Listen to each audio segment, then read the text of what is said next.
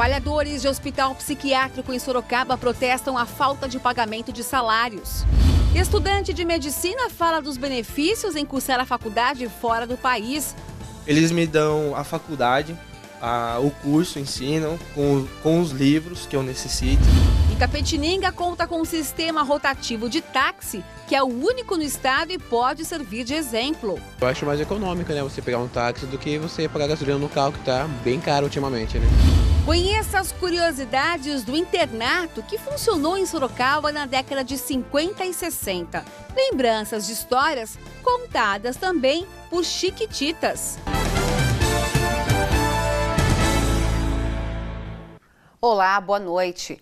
Estudante de medicina fala dos benefícios em cursar a faculdade fora do país.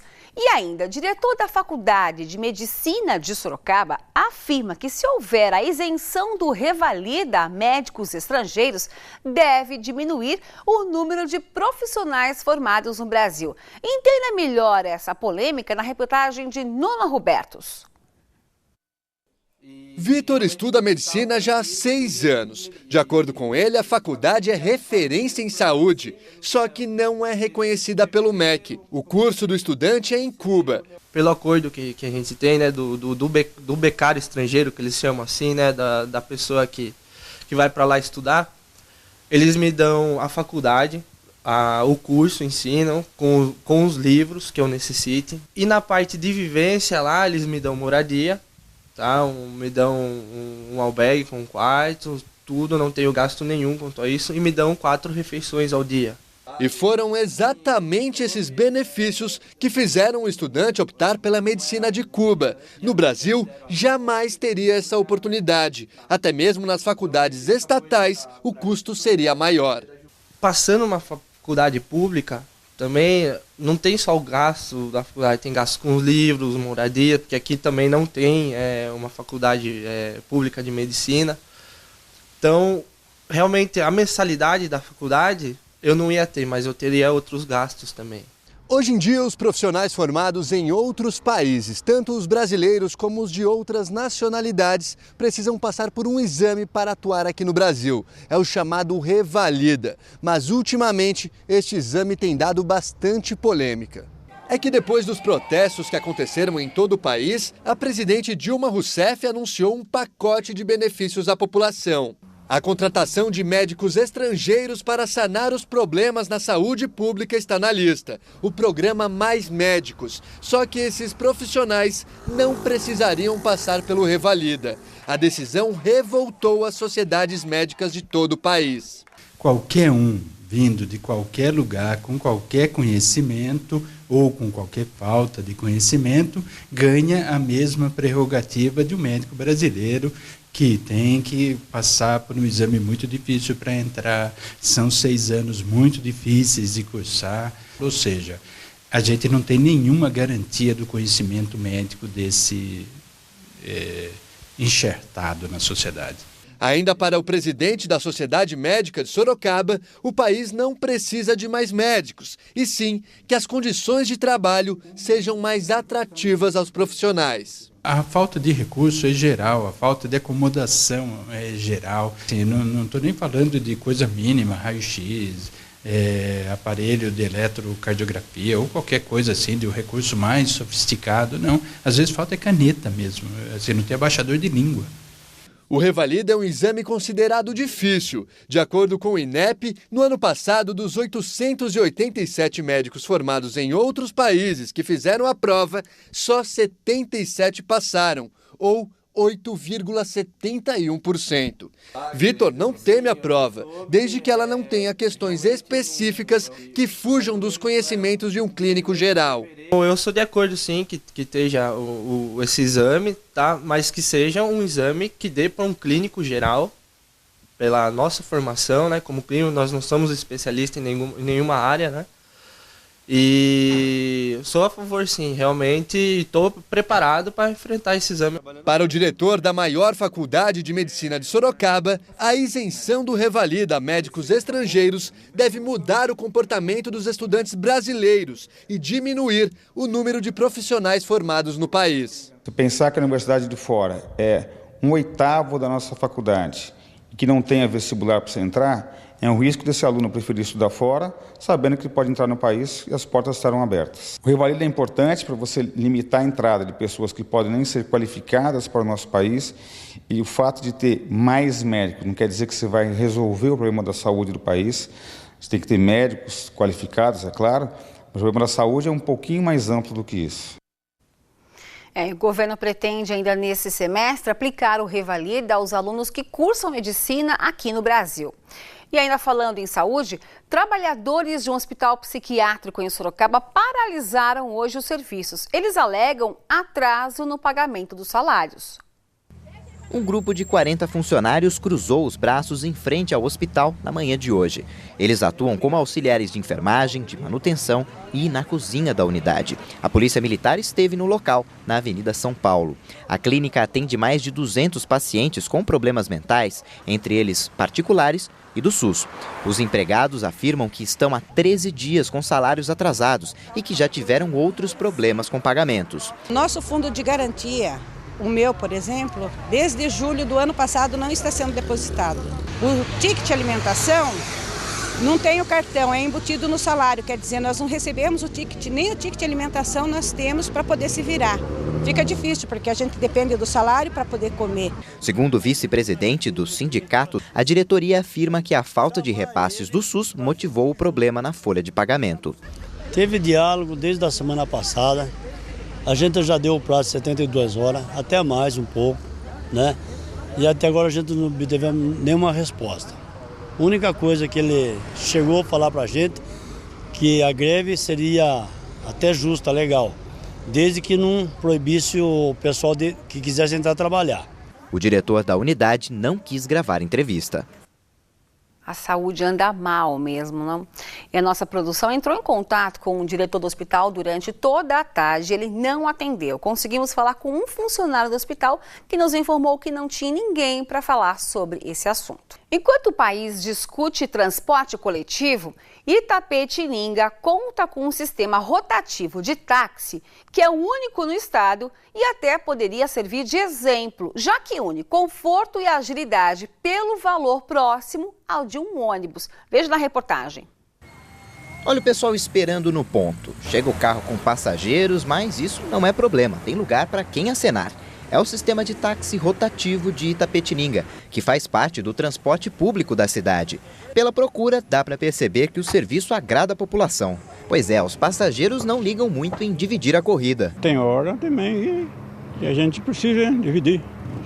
Sem problema? Mas sem problema. É uma boa porque é mais rápido, né? A tarifa de ônibus na cidade custa R$ 1,75 e a de táxi sai por R$ 1,80. Ela é mais barata que o serviço de mototáxi, com preço mínimo de R$ 3.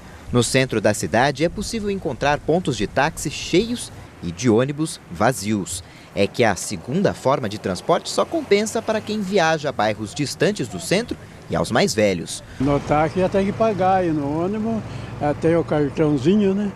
Já não precisa pagar. Os táxis que funcionam nesse sistema são os com faixa quadriculada preta e amarela na lateral. Os convencionais têm uma faixa azul. Essa forma de transporte coletivo, única no estado de São Paulo, foi regularizada pela Prefeitura há 2 anos. E quem trabalhar na área precisa fazer um curso de qualificação na Secretaria de Trânsito. Esse curso aborda a legislação de trânsito específico para os taxistas, a direção defensiva, também trabalha os primeiros socorros, também trabalha sobre o relacionamento entre o pessoal, o convívio social, um pouco histórico de Itapetininga, o conceito do táxi. De acordo com o presidente dos motoristas autônomos de Itapetininga, o táxi é uma boa alternativa para a população por conta da falta de vagas no centro da cidade. Você tira muitos veículos da rua hoje, porque Itapetininga hoje é uma cidade que tem as suas ruas muito estreitas e o estacionamento de Itapetininga também está complicado. As pessoas podem estar se locomovendo por um preço bem justo e também, de certa forma, até ajudando até o próprio meio ambiente. Ainda se vê muitos carros com um único ocupante no centro da cidade, mas alguns motoristas já fizeram a troca. Bruno prefere o serviço, tanto que deixa o carro em casa para ir trabalhar. Eu acho mais econômico, né, você pegar um táxi do que você pagar gasolina no carro, que está bem caro ultimamente, né? Quanto você calcula que gastaria por semana ou por mês no táxi? Eu calculei uma vez, deu 180. Por mês? Por mês. E se fosse usar o carro? Mais de R$250. Como qualquer forma de transporte coletivo, há reclamações. É que as linhas atendem prioritariamente a região central do município. Que nem eu que moro na Bela Vista, raramente eles querem levar. É sempre antes um pouco da circular que eles levam, né?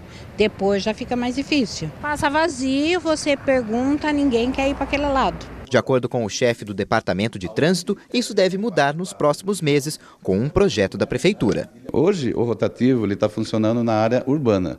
Porém, a Prefeitura já nomeou 12 pontos diferentes, onde a cidade toda será coberta por esse tipo de transporte. O táxi rotativo de Itapetininga também pode funcionar como o táxi convencional. É só o passageiro que deseja viajar para um lugar mais afastado ou até viajar sozinho, combinar com o taxista. Ele vai precisar pagar a bandeirada, aquela taxa cobrada independentemente da distância, de R$4. Quando está parado aqui na rodoviária, que é ponto fixo, a maioria das corridas são feitas pelo taxímetro. Ela inicia com R$4 e vai pulando de acordo com a quilometragem que vai andando, ela pula de 25 e 25 centavos. Durante a reportagem, nós flagramos crianças pequenas, como esta garota de 3 anos de idade, entrando no carro sem usar a cadeirinha, como é necessário em carros particulares. Que é um risco que a gente corre, né, com a criança, porque no carro é obrigatório. Acho que então, sendo táxi, também é obrigatório. Né, eu acho que tinha que ser. Segundo o Sindicato dos Motoristas, não existe lei que obrigue o táxi a usar o equipamento, porque se trata de um transporte público. A questão da cadeirinha são para veículos de categoria particular, onde a pessoa tem o seu próprio veículo, onde ele vai estar deixando a criança no banco traseiro. Já o veículo de táxi é um veículo de aluguel, ele é a chapa vermelha, ele é considerado um carro de transporte coletivo. 2 crianças foram atropeladas no bairro Santa Cecília, em Pilar do Sul. De acordo com a polícia, os irmãos, uma menina de 12 anos e um menino de 14, estavam em uma bicicleta e atravessavam um cruzamento sem respeitar a preferência dos veículos. O menino ficou em observação na Santa Casa de Pilar do Sul com ferimentos leves. Já a menina fraturou o fêmur e foi encaminhada ao Hospital Regional de Sorocaba. Saiba que mais de 40 milhões de brasileiros sofrem de calvície. Geralmente o assunto preocupa mais os homens, mas as mulheres também podem sofrer com a doença. Veja a reportagem. Qual é o pente que te penteia? Nega do cabelo duro, minha nega. Qual é o pente que te penteia? Qual é o pente que te penteia? Calvície literalmente é um assunto de tirar os cabelos. O tema divide opiniões. Você tem medo de ficar calvo? Acho que não, um pouco. Não tenho medo não. Eu tenho, ainda mais que eu tenho uma grande quantidade de cabelo. Olhar no espelho e ver que aquela juba aos poucos vai desaparecendo, de fato causa desconforto. Incomodado com esta situação, o Everaldo não pensou 2 vezes e começou a usar um tônico capilar para conter a queda. Não que tenha nascido mais cabelo, mas ele não afinava mais, então isso deu uma estabilizada, vamos dizer assim, né? Ele voltou a crescer. Mas tem quem prefira ser mais radical e fazer um implante de fios de cabelo. O Márcio é um deles. Calvo desde a adolescência, já gastou R$15 mil em 2 procedimentos capilares. Estou satisfeito, inclusive só as mechinhas da frente aqui, o topete na verdade, que ainda não foi recolocado. Segundo a Organização Mundial da Saúde, metade da população masculina do planeta terá algum grau de calvície até os 50 anos. No Brasil, este problema assola 42 milhões de pessoas e o fator hereditário é o principal responsável por esta dor de cabeça. Seus folículos pilosos têm um receptor para o hormônio masculino, que seria um derivado da testosterona, que favorece a queda desse cabelo. Por isso, quanto mais cedo prevenir, mais chances a pessoa tem de continuar com os cabelos. Normalmente a gente usa vitaminas que favorecem o crescimento, usa alguns agentes que estimulam o couro cabeludo a melhorar o crescimento, que melhora a vascularização do couro cabeludo. Além disso, cuidar da saúde, que é uma coisa super importante, e é fundamental não ter dermatite seborreica, que é a popular caspa.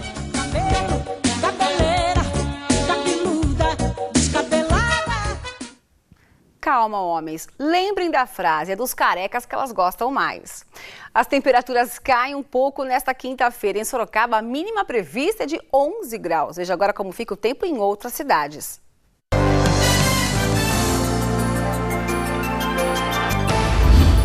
Em Serquilho, as temperaturas variam entre 11 e 26 graus. Itupeva tem mínima de 13 e a máxima chega aos 28. Em Porangaba, a mínima prevista é de 12 graus e a máxima deve ser de 27. Mesma previsão para Tietê. Viver em um orfanato é o que conta a novela Chiquititas, que estreou nessa semana. Agora, vamos mostrar para vocês que em Sorocaba também funcionava um estilo de orfanato. Nos anos 40 e 50, era o internato comandado por irmãs de caridade. Aos 85 anos, Dona Cecília faz dos livros companhia diária. Ela mora no convento do colégio que antigamente funcionava como internato. Mesmo depois de tantas décadas, ela lembra bem como era a convivência com as amigas. Eu cresci, eu muitas vezes estava no meio delas, porque como eu morava aqui perto, vinha para trazer coisa para elas, assim. Então muitas vezes eu passei a tarde com elas, sabe? Era uma vida gostosa. Cecília fala que havia poucas escolas na época e os internatos eram a saída para estudo, na maioria das vezes, de gente de posses. Tinha interna de Prudente, de Iperó, de Paraná, de Epitácio, de várias cidades, né? E era uma convivência muito boa. Marilene foi uma das alunas que conviveu com as internas na década de 50. As meninas que moravam nas cidades ao redor daqui, até às vezes umas cidades mais distantes, elas ficavam internas e só voltavam para a casa delas nas férias do meio de ano e nas férias do final do ano. Visitar o prédio fez Marilene lembrar de tudo, com riqueza de detalhes. Eu fiquei aqui completos 8 anos, de 1945, quando terminou a Segunda Guerra Mundial, até 1952, quando terminou o curso numa festa maravilhosa de formatura de ginásio, digna de formatura de faculdade hoje. Eu tenho lembranças incríveis dessa nossa formatura. A irmã Miriam veio de Presidente Prudente para Sorocaba na década de 60. Quando chegou, o local não abrigava mais o internato. O Colégio Santa Escolástica estava começando a reforma. Do barulho, muita poeira, e esta parte aqui foi conservada, mas a igreja estava sendo demolida quando eu entrei em 67. Os trabalhos no Colégio Santa Escolástica, em Sorocaba, começaram em 1905, com a chegada das beneditinas missionárias de Tuitzing. Hoje, o colégio mantém berçário, educação infantil, ensino fundamental, médio e curso pré-vestibular. A maioria dos nossos alunos dos nossos pais, são ex-alunos. Então, a história continua. O colégio foi fundado há 108 anos e até hoje abriga um convento. Esta igreja dentro da escola é uma das principais partes do prédio para quem vive aqui. É onde nós fazemos as nossas orações. Nós temos a primeira oração da manhã, que chama-se Laudes. Depois nós temos o ofício do meio-dia, né, que significa muito para nós. E depois nós temos a missa. À noite nós temos vésperas e completas. A completa é que termina o dia, então nós temos que fazer, né, ter essa união com Deus e dormirmos em paz. Crescer em um ambiente distante de casa é o tema abordado na nova novela do SBT, Chiquititas. As simpáticas meninas vivem no orfanato Raio de Luz, onde passam por situações engraçadas e também por alguns problemas.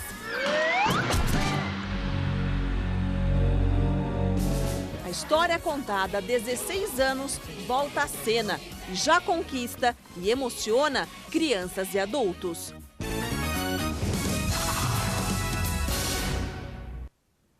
É bom ouvir histórias, né? O Noite Cidade termina aqui. Assista agora o SBT Brasil e amanhã cedinho não perca o Noite Cidade amanhã com o Fernando Matos. Tenha uma excelente noite.